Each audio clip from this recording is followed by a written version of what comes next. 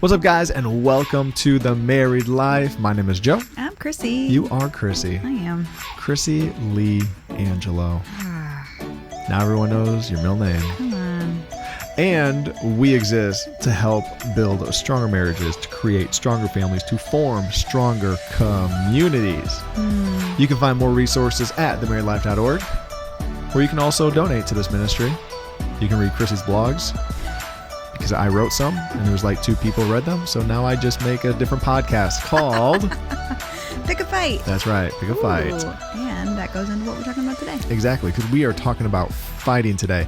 Also, for all the men out there, the Pick a Fight podcast launches May. By the time this podcast actually rolls out, I think it will be May. So go check it out. It should be up, and it's going to be daily 10-minute podcast you can listen to on a run. If you only run for 10 minutes like me.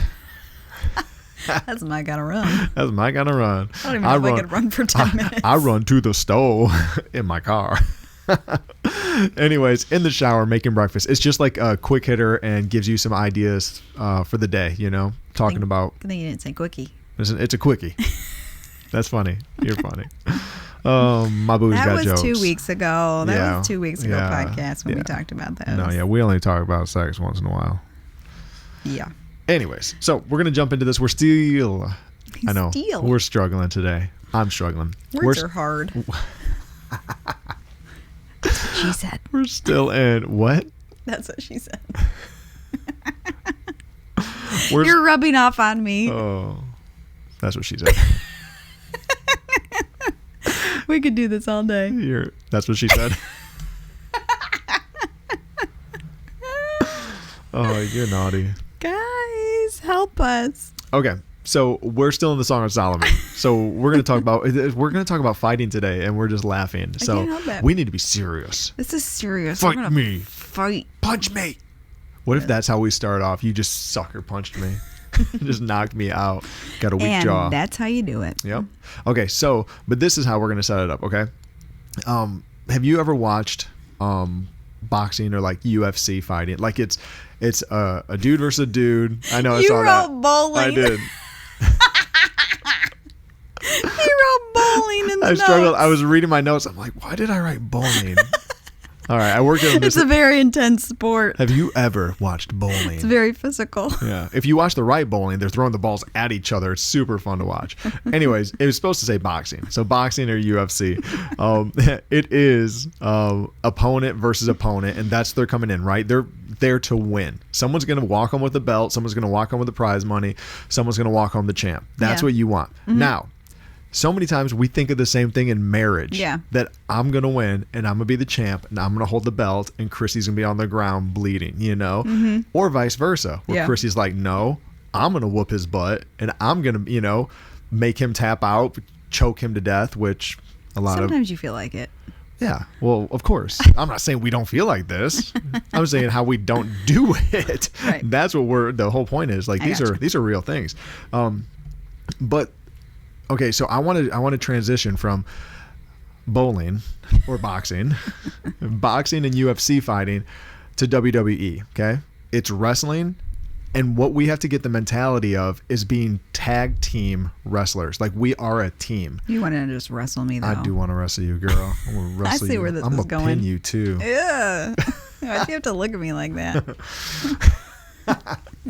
But when it comes to wrestling, you're on a team and you're trying to get the other opponent to help you. Mm-hmm. You're not fighting that person because there is a championship belt for the tag team champions. Like we both get a belt. Yeah. But for some reason in marriage, we very much focus on either I get the belt or you get the belt. We don't understand we can both have the belt.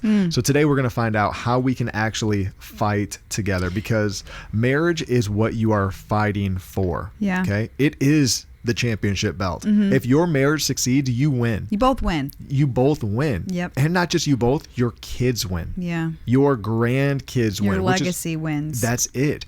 But you have to fight for your marriage and not just fighting to be right, because so many times we do that. We fight for what I think's right or what you think is right. But like we always say, what's right for the marriage? Yeah. That's the goal. So I'm going to start this off.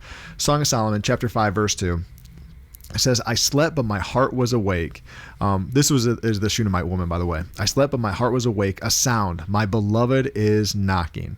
He says, open to me, my sister, my love, my dove, my perfect one. For my head is wet with dew, my locks with the drops of the night. So old boy's been working, right? Mm-hmm. He's been putting in the work. Sweaty. Yep. And what's she doing? She's sleeping. Okay. Sounds good to me. Yeah, it does. It sounds good. And what woman hates to be awake, right? Especially we have a baby right now.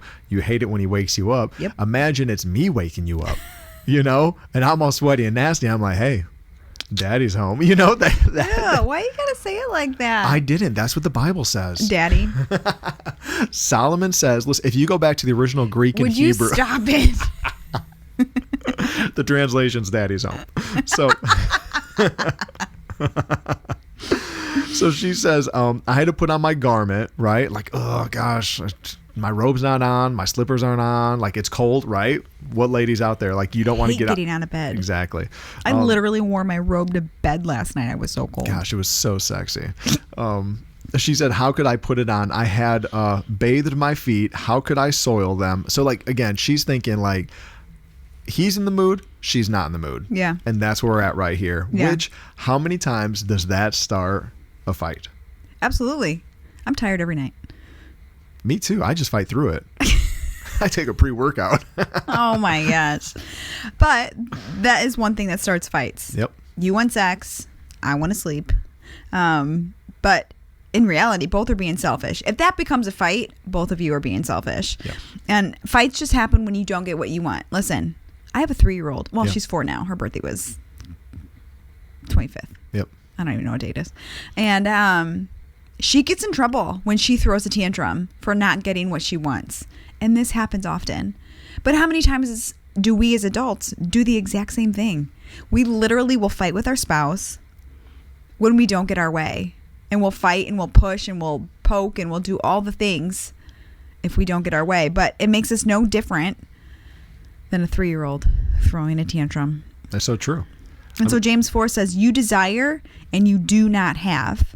Who's the common denominator? We are. Yep. We're the ones throwing the fit, right? Yep. And so you're just... Every fight I've been in. Right. I am the common denominator. Mm-hmm. And so there's so many times that we point the finger at the other person, right. But oftentimes it's us that's bringing up the fight, causing the fight, has the issue, whatever, because we are not getting something that we want. Like if you really think of your last fight, which isn't it funny also to think about when you think about fights and you think about your last fight, how stupid it was? But in the heat of the moment, it's such a big deal. Oh, it's the big deal. It's huge. But if you can go back and think about your last fight, I bet your last fight had to do because one of you were not getting what you wanted. Mm-hmm. 3-year-old syndrome, 4-year-old syndrome, toddler That's true. syndrome. Think about it. Finances. Yep. You fight because... I want a motorcycle or a truck. And I want to save or buy something else. Yeah. That's oh my gosh. Not a motorcycle. And finances are a huge issue. Why are you fighting about finances? Because you're not getting what you want. Yep. Because you won't let me. So how do we resolve this? So think about it. Okay. A good fight is like this. It's like a good tennis match. Mm-hmm. So again, fighting fair is what you're saying, not like a good fight. Right, exactly. I could get like a good fight. Yeah, I was going to say, because we'll watch YouTube videos, you watch UFC, be like, that was a good fight. That's not what you want your marriage to look like. When you're fighting fair. Yes. A good, fair fight is like a tennis match. Yeah. It's bloop, volleying the ball over. Hey, what do you think about this? Bloop. Well, I see it this way. And it goes back over. Oh, I haven't thought about that way. Bloop. Oh, well, what if it, it's just it's a volley. It's a volley. It's a gentle match. Now, what happens is you have someone competitive like me who, instead of tennis, I'd rather play volleyball, and I want to spike it in somebody's face because I want what happens in Meet the Parents. Meet the Parents. Yes. Just going to say I want to live that. And so many times it's like, oh, I'm going to bust this in your face because, again, I'm selfish and I want to dominate and win. Mm-hmm. Now, when that happens, nobody wins in the relationship. You get a bloody broken nose. Nose, eh? And I feel like I won, but in matter of fact, I definitely did not. So. And now you have to clean up the blood off my face. Yeah, and the pool. Like, it's totally a mess. But so we have one spouse that usually will come in and spike things, right? Like, anybody here is the aggressive spouse that you come in on 10, yelling, screaming, throwing things, pushing things. It's you. What? I'm kidding. Or you have the spouse that is not even in the tennis match, and they're over on their phone looking on Instagram and scrolling through reels, for hours at a time. Ignoring all of it. Exactly. And so it's like, you can't have either of those. You need to get in the game and have it be a gentle match back and forth. I liked how your volleyball or your tennis match was like underwater. Bloop. Bloop. You know what? I was thinking for some reason, Bloop. Nintendo sounds. I don't know why. Bubble Bobble. Does anybody out there remember Bubble Bobble? No. He does not remember it. It's not real. It was real. I played it. Listen, guys, I want to hear from you. If you played Bubble Bobble, I'm not saying it was a cool game. I just want to know if you've heard about it or played it. Okay, so Song of Solomon, chapter 5, verse 4.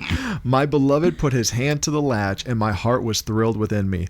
I arose to open my beloved, and my hands dripped with myrrh, my fingers with liquid myrrh on the handles of the bolt. That sounded kinky to me. I don't know. No, it totally is. Oh, you looked at me like, why? No, I was... It's a really great picture of how he's trying to, like, come to her. Yeah. He doesn't kick in the door. He's not justifying what he wants. He's being very gentle. Like, this is a gentle conversation. This is a gentle thing. He has a grace-filled response. You've heard, like, response versus reaction. Yep. He didn't react. He responded in love. He was grace-filled. He wanted to win her heart. Yeah. He was grace-filled. Because too many times we come in as men, I'm totally guilty, busting down the door. I've worked all day. I woke up early. I did this. I did that. I've sweat. I'm exhausted. I want food. I want sex. I want my foot rubbed. It's like you come in. You're And very demanding. I am. Yeah. All these women are lucky then they didn't marry me because, oh my gosh, I'm a diva. But we come in and it's like, like my mom always used to say, I was like a bull in a china cabinet. We come in like that, just really, again, the homes that our wives, especially if we have a stay-at-home wife who's taking care of the home and the family, we come in and almost like upset everything you've been working on creating. Yeah. Because it's like, I want. And so he's given us a perfect example how to respond when your wife is saying, I'm a little tired. Right. I have a headache. Whatever it is, fill in the blank. The kids have been crazy. I know you're tired, but so am I. Watch your child. Yeah. Yeah, like, it's your child. Yeah, when exactly. they're throwing a fit, get your kid. Yeah. So even thinking about that, the way that he has that grace-filled response, it's not his job to change his wife. Yeah. It's not my job to change you. It's not your job to change me. Podcast listeners, it's not your job to change your spouse. You married them because you love them. Like, you didn't marry them because you're like, I can fix them. Right. Well, some women do. Oh, gosh. Sorry, guys. You can't run now. No. But if you spend time with the Holy Spirit praying for your wife, believing he's the one that can change her, that is where you're going to see change. Not in you coming in and being loud, being demanding, pointing the finger, saying, well, Krissy says do it this way, or Joe says do it like this, or fill in the blank. So many times we compare and contrast. Don't bring comparison into your marriage. Don't talk about another man. Don't talk about another woman. Don't talk about what they could be doing better. That's good. What you want to do is you want to spend some time with the Holy Spirit and saying, God, I need my wife to see this because she just doesn't. And I know if I bring it up, it's not going to go good. Yeah. Show me how to present this to her. And then I'm telling you, men, and women do the same thing. But a lot of times, then God starts reflecting on you and showing you like, yeah, there's some stuff I want you to work on too, bro. Like it's not just all her.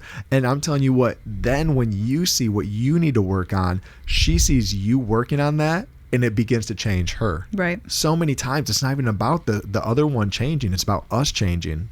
Yeah. No, that's so good. And it's not that we shouldn't be talking about this kind of stuff. It's not that you don't talk about your issues in your marriage. It's not that you don't share things. It's how you do it. Yes. And so your verbiage matters. Your tone matters. We've talked about that before. But the way that you communicate is when you do this, this is how I feel. It's not you did this, you did that. Okay. Maybe that's true. Maybe it's true. But that's not how you communicate it, and that's not how you're going to resolve anything. Heck no. So this is just a very simple but very life-changing, marriage-changing tip. Come to your spouse and say, when you do this, this is how you make me feel. Because that might not be their intention, and it gives them an opportunity to say, I am so sorry. Yep. Like, I did not want to make you feel that way. And you can't say, well, I guess they could if they wanted to lie about it, but for the most part, you acknowledge that thing happened. Yep. You know, you came in the house and you ignored me, or you came storming in from a day of work. You didn't acknowledge that I've been home with the kids all day, blah, blah, blah, blah, blah. When you did that, it just made me feel this way. Yeah. And it opens up a different conversation. Exactly. Because one of the reasons that it could affect you so much is from a past insecurity, right? Like maybe because your parents don't appreciate you when you're younger. So now I come in, right? And I do the same thing. And now all of a sudden it's, you know, it's a trigger back to the point. And so some guys out there, you're like, it's not even that big of a deal, but to her it is. Or same thing, the women, you're like, what? It's so small what I said or what I did. But to him, it's a trigger to a past hurt, to sin, to things that they've gone through in their life. And that's why, you know, and I've heard a pastor use this illustration before. It's like if you get out of the car and I back up and I accidentally run your foot over, you know, I can get out and be like, oh, I'm so sorry. I'm so sorry. I'm so sorry.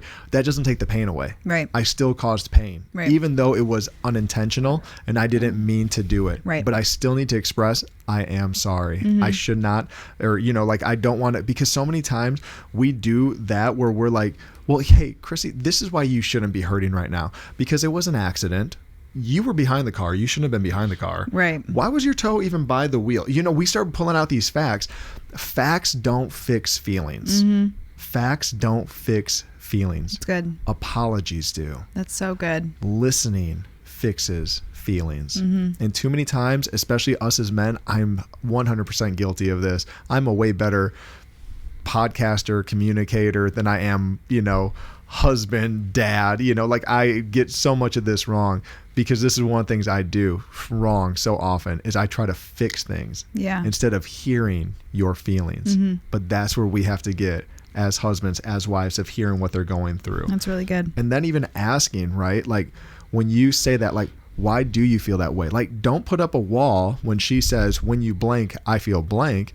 Start asking why more. You know, why do you feel that way? Instead of, you shouldn't feel that way. Exactly. Or just even just apologizing, because we do want to apologize. But if you just apologize and you never get to the root issue, you don't know it. Because what if there's something, you know, like parallel to that you don't know the next triggers trigger. The same response. Exactly. And so we have to find out, okay, why does that happen? You know, and then something that your relationship grows off of is you're having an intimate conversation.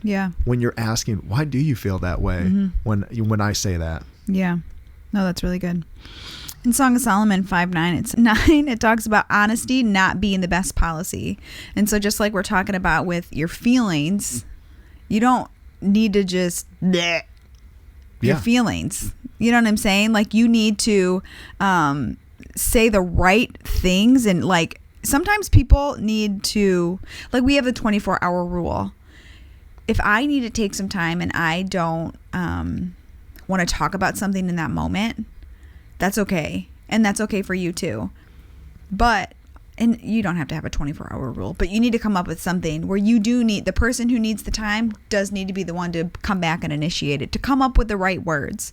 Because in those moments, your honest feelings are probably going to hurt somebody.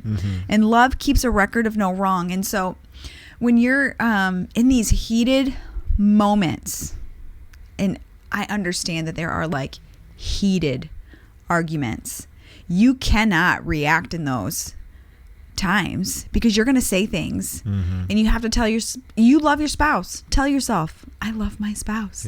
And if I love them, I am not going to react in this moment. I'm going to take some time because I love them, and I'm going to respond later. And what we do is we bring up things from the past in those moments. Because especially if you begin to open up, like, okay, now we're having the conversation about this thing we're struggling with. Shotgun. Then it's like, oh, I'm going to bring up something that happened 2 weeks ago. What's that kind of gun? Machine gun? Machine gun. Okay. That's what I was thinking. So we start digging up the past, and that never does anyone, that you're never going to get healing that way. If you want to talk about the past, talk about it when you're not in a fight. Absolutely. 100%. But when you start bringing it up in the heat of a moment, you're asking to lose. You know what I mean? Like, you're like, hey, you know what? I'm going to go into this fight with 2 hands tied behind my back. See how I do. Like, you're going to get blasted, bro. Like, don't be that guy. So some hot topics on things that we fight about. We fight about communication. Okay. Husbands and wives fight about communication, that we don't do it enough, that we do it too much. Like some people are like, that's true. Yep. So they throw up on you. Yep. Every time you bring something up. Yep. That's too much communication. Too much. Priorities, especially like when it comes to who's number one in our family, Is it the kids? Is it me and you? Is it God? Is it the dog?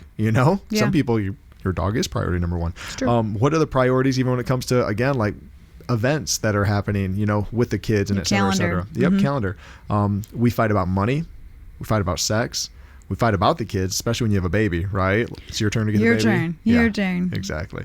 You fight about the in-laws, quality time, and that includes vacations. She wants more quality time. You think you have enough quality time. You don't even do vacations. You don't know how to rest and play together. You fight about the past. And here's a simple one: house chores. You fight about chores because we've never had the communication of what the expectations are. Yeah. So really quick, Krissy's going to actually dive deeper into a blog post on this. But what we want to do is give you guys a way to have a healthy conversation, because so many times people like tell you how to have the approach of like, we'll try to see it from their side and this and that. And it's like, when you're in a fight, like that's so hard to do. No, especially with emotions high. And exactly. So it's not going to work. Let's not try to. That's in an ideal world of rainbow puking unicorns. Exactly. It's not going to happen. So, but what you can do, okay, you can go into and prepare yourself for future fights, softening your startup, like, again, we talked about this with the volleying, of the tennis, the bloop, the underwater. If you come in spiking the ball, you're not going to have somebody who wants to play volleyball with you or tennis with you very much longer. Well, we've talked about it before, like the tone or the volume that you come into a conversation, it's just going to escalate from there. Come in soft. So, and here's an example. Let's say that I'm supposed to do something around the house. I forgot to do it. The dog, ends up destroying something because I don't take the garbage out or put the shoes away, right? You could have even came in and started the conversation saying like, hey, I share some of this responsibility because I was supposed to crate up the dog. But, but he did chew up the shoes or, get garbage everywhere. And that is, you know what I mean? So it's again, even taking like sharing responsibility, because a lot of times we come in fingers pointed versus saying, again, if we're a team, how can I make this not so finger pointing at my spouse that it's all their fault? And honestly, these are heart issues. If you think about it, like if that scenario did happen with the dog and the whatever, you already know what you did and what you didn't do. You don't have to point it out. So the hard issue behind pointing fingers and like trying to make your spouse feel it, you want to make them feel it by pointing and yelling. That's your own hard issue. And honestly, that's a really sucky way to live. Like to always be like fighting and bickering and pointing finger. That's a really terrible way to live. And that's a really terrible marriage to be in. So you need to check your heart. Yep. The second thing is read the stoplight. Like, is it a green light to continue to go on the conversation? Is a yellow light to be like, I should slow down? Or is a stoplight that's like, you know what, this isn't gonna go further? Because this is kind of where it happens where, again, if you came and brought something to me and I admit, yep, I did do that wrong, I totally forgot to do that. And then if you keep pushing at it, then we're going to turn into a fight. Versus just hearing like, hey, your spouse just admitted what they did. Like understanding and reading where's this conversation going to go and knowing when to stop it. Knowing when to, like, we don't have to continue this. No. They admitted they were wrong. Done. They're going to change their ways. You can't go back. Move on. Right. Okay. That's good. Number 3, soothe yourself and each other. That's worded funny. It is worded funny. But what you have to do is getting into a place of, again, like trying to come into a place of relaxation when you're going to... You need to pray first. Let's be honest. You need to pray, get your emotions in check. That's what you need to do. 100%. Because if not, and you're letting I've had, I think it was last week or maybe 2 weeks ago, something that you did and just irritated the crap out of me. And so I was like, you know what? I'm going to pray about this before I talk to you about it. Yeah. And even when you take that time, because some guys, like, again, our emotions get so high. You take that 10, 20 minutes, an hour, a day, wait to talk about. We think it has to be talked about right then and there so many times, and it doesn't have to be. Now, there is the caveat. You don't just ignore it. It does need to be talked about. Right. Because when you don't talk about it, then it builds up. Yeah. But when you talk about it at the right time and you're able to soothe yourself, you get your blood pressure down, you get your emotions under control, and then you can have the conversation of, hey, you know what? You did this yesterday, and when you did that, I felt this way, you know? And if we were to take 30 seconds and evaluate our feelings and evaluate our thoughts in the way that we are coming into the conversation, into the fight, whatever you want to call it, like, you need to, in the broad spectrum of things, how big of a deal is it really? How big of a deal is it that the dog made a mess of the garbage? Yeah. You can clean it up, mop it up. I'm talking to myself right now. Keep with preaching, kids. girl. You know what I'm saying? Like, how big of a deal is it really? And if we were to take a short amount of time, evaluate those things, pray about it, take 30 seconds, and then come in, totally different conversation. For sure. And, even asking your spouse when you're not in a fight, how do we bring up complaints and issues with each other?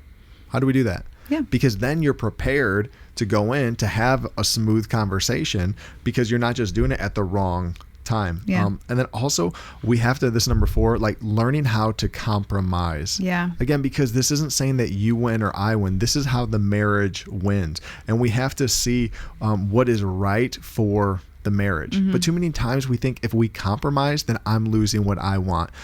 It's really a negotiation, if we just say it that way, because some people, compromise might be the wrong. It's a negotiation. How do you both get what you want and for the marriage to be successful? Yeah.